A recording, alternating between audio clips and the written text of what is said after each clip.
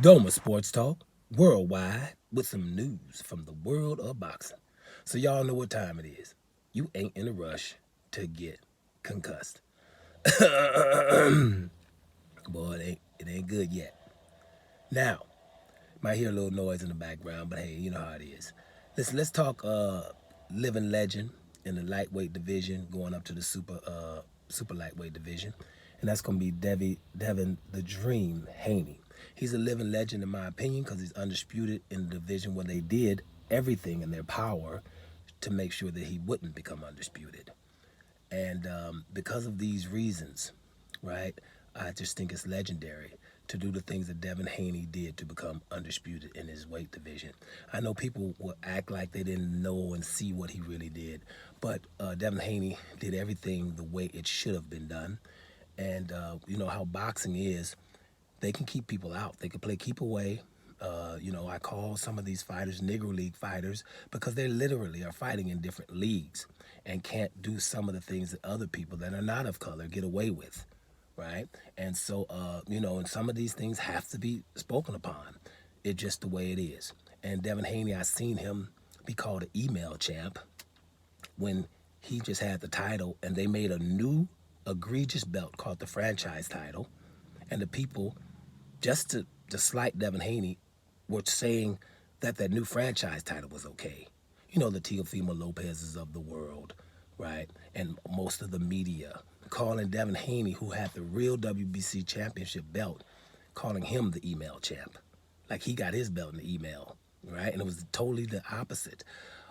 Why would people do that to a young guy who's just waiting to be the mandatory? He was the mandatory for the whole time. And Lomachenko, the greatest of all time, in some people's eyes, didn't want to fight Devin Haney and would rather fight Teofimo Lopez instead of his mandatory. And then they gave him that belt, that franchise title, which they just made up without a title, without explaining what the franchise title was. So, Devin Haney had to wait his turn. Then Kambosos beats Teofimo Lopez, and then Kambosos makes it hard for Devin Haney to fight him. Kambosos wanted to fight Lomachenko. So, Kambosos was able to take all of the damn money. Devin Haney just could take a small slice of the pie and then have to go to Australia, not just for the first fight for Undisputed, but stay there in the second fight and also be the B-side on both fights, right? And, and I was like, was everybody okay with that? The whole industry, nobody's saying anything. He had to leave Matchroom and Eddie Hearn to sign with Top Rank, and stuff like just to get this fight, all kind of craziness. And no one would say anything about it, just let the dude go through that, hoping that he loses. So, I don't care. If people gonna be that damn sinister, then damn it, I'm at least say I see your sinisterism. You know what I mean? So we do that here. It is what it is. We don't care if you like. We don't care if you subscribe. It's just you gonna hear or turn, and whatever. And people who come here, they know that's how Doma roll. Bottom line is, I didn't like it. You shouldn't have liked it. No one should have liked it. You would be evil to like somebody to treat a young man like that. So, having said that, right, I'm just into what Devin Haney's up to because he's about to fight Regis Prograis.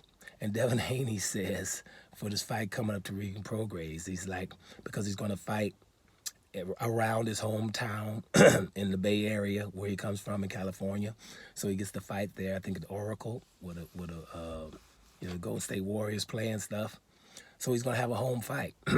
Now, grant you, Devin Haney has been fighting in America exclusively, except for his fight against Kambosos in Australia. Do you know what Devin Haney says? And no one's saying anything about it. He says, wow, the only thing that's good about this next fight is it'll probably be the first time I won't be booed in years, right? He's fighting Lomachenko. He's fought in Vegas. He's fought in D.C. He's fought in L.A. He's fought in different parts of California. He's fought in New York. All those things against people who weren't American most of the time. And he's been booed all this time, being the young, being up and coming, being a prospect, being a mandatory, all of that, being feather-fisted, not a knockout artist, All of that, he's been booed all the time. Imagine that. Yeah, that's a Negro League fighter. Because we booing him. Because it's beat the black guy. We don't give a damn what what's going on with him. Right? And so this young American guy, America's not behind him. We're hoping that he loses, just like all the other Negro League fighters.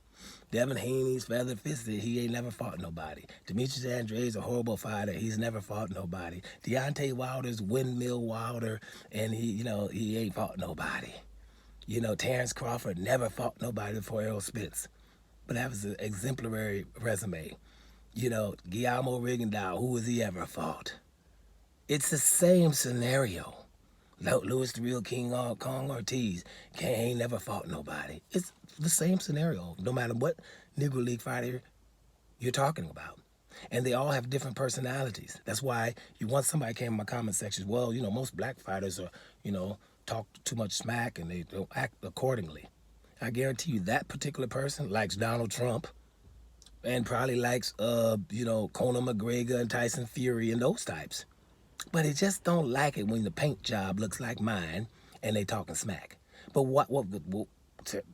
Terrence Crawford, not a smack talker, really. Andre Ward wasn't really one. You understand? So why wouldn't you like them? So whatever, it's beat the black guy. So now, I just think that's crazy that Devin Haney has to say he hasn't been, he's been booed so long, he probably don't know how it sounds to be cheered, which is dangerous. Because you're about to go over here and mess with Regis Prograis hearing cheers. That's a dangerous scenario. Good luck with that, Devin Haney. Now, another thing I'm hearing about Devin Haney. I'm hearing that when he was in Mexico at the beginning of his career or something, he lost a fight or two or something, and he's paid to get those fights put into he didn't lose or whatever. I don't even know the details because I'm not interested. Because I wouldn't even give a damn if he did. You see what I'm saying? I wouldn't. I watch people in broad daylight get ridiculous decisions and get just catered to. I see Mexican fighters that become mandatories that don't have to fight the champions, and then they can be considered better. I see sanctioning bodies that are just cheating day in and day out. I see fighters cheating with their gloves. I see fighters that get doped and don't have any repercussions by it. And so I'm gonna worry about a guy, either young, probably 16 years old, lost to a 30-year-old Mexican, and hey bro, here's 20 G's here. That's off the record. It ain't right if it's true. We don't know that either. But I wouldn't give a damn under the circumstances of what we're living. Because when a black fighter does something wrong, transgressions, you know who gets on them first? Black people. That's how we roll, because we ain't trying to hear, nothing like that. Now, I know how people watch boxing.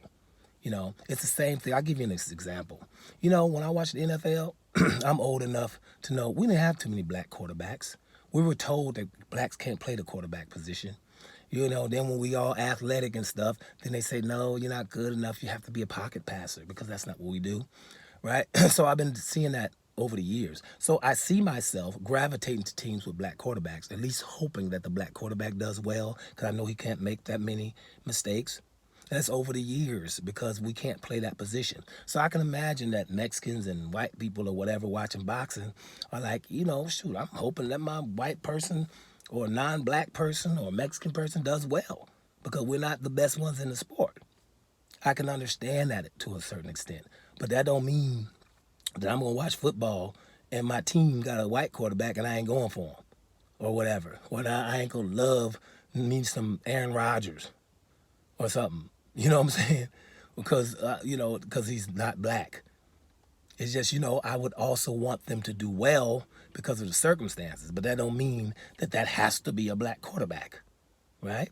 And so that's why a lot of times just get over it, people. You're watching sport. There's enough good Mexicans. There's enough good Europeans. There's enough good non-black people.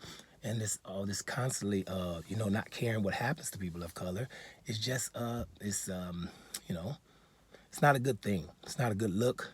Get over it, people. So anyway, back to Devin Haney. Devin Haney said he's been booed so long, he don't know what cheers sound like, but he's going to find out when he fights Regis Prograis at Oracle, coming soon. Doma Sports Talk, worldwide, and I'm about here, y'all.